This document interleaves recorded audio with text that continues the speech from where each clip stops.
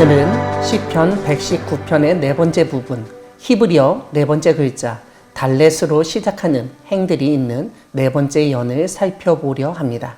시인은 자신의 처지를 탄원하는데 자신의 영혼의 상태를 두 번 반복합니다. 한 번은 25절에서 다른 한 번은 28절에서 언급합니다. 첫 번째 탄원에서 시인은 자신의 영혼이 진토에 붙었다고 탄식하고 있습니다. 진토에 붙었다는 표현에서 원래 진토의 뜻은 땅바닥의 흙, 먼지입니다. 하지만 이것은 상징적으로 스올, 지하세계, 저승을 의미한다고 볼 수 있습니다. 그렇기 때문에 시인은 죽음의 고통과 같은 생명의 위험을 겪고 있다는 점을 추측하게 됩니다. 이런 생명의 위기 가운데 시인은 하나님께 주의 말씀대로 나를 살아나게 하소서라고 간구합니다. 여기서 우리의 영혼, 우리가 살 수 있는 길은 하나님밖에 없다는 사실을 깨닫게 됩니다. 두 번째 탄원에서 시인은 자신의 영혼이 눌림으로 말미암아 녹고 있다고 탄식합니다. 이것은 억눌림, 압제, 고통으로 인하여 눈물을 흘리며 슬픔 가운데 있는 상태를 의미합니다. 이런 고통과 슬픔의 상태 속에서 시인은 하나님께 다시 한번 주의 말씀대로 나를 세우소서라고 간구합니다. 이것은 이 세상의 압제에서 벗어나게 하시며 고통을 이기게 하실 수 있는 분은 하나님밖에 없다는 사실을 보여줍니다. 그런데 이 두 가지 탄원과 간구 속에서 동일하게 반복되는 말이 있습니다. 다름 아니라 주의 말씀대로라는 문구입니다.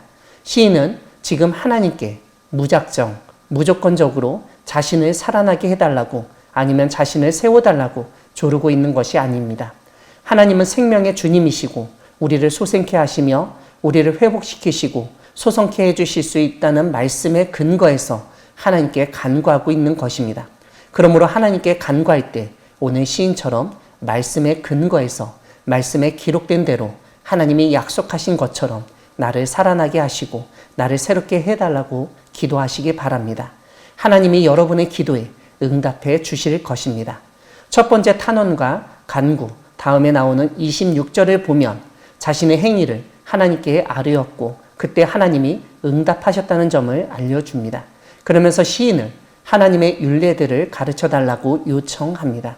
이것은 우리가 앞에서 살펴본 것처럼 우리 믿는 자들의 행위는 하나님의 말씀에 근거해야 하기 때문에 당연한 것입니다.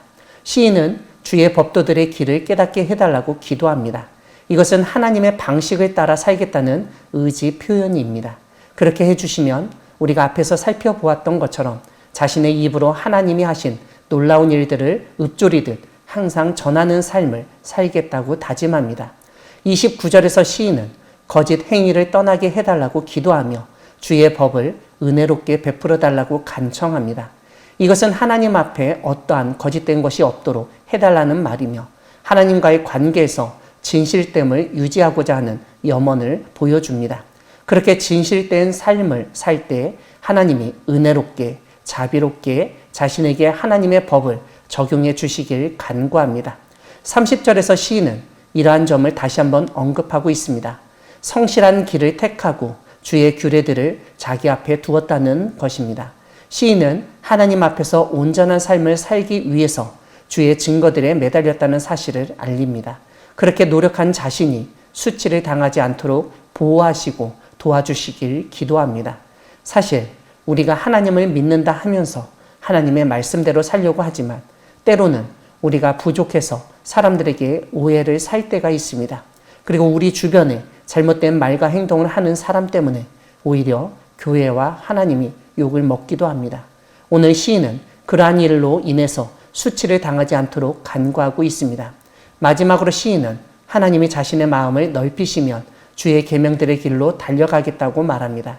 이것은 오히려 거꾸로 주의 계명들의 길로 달려갈 때 하나님이 자신의 마음을 넓혀주시기를 바란다고도 볼 수 있습니다.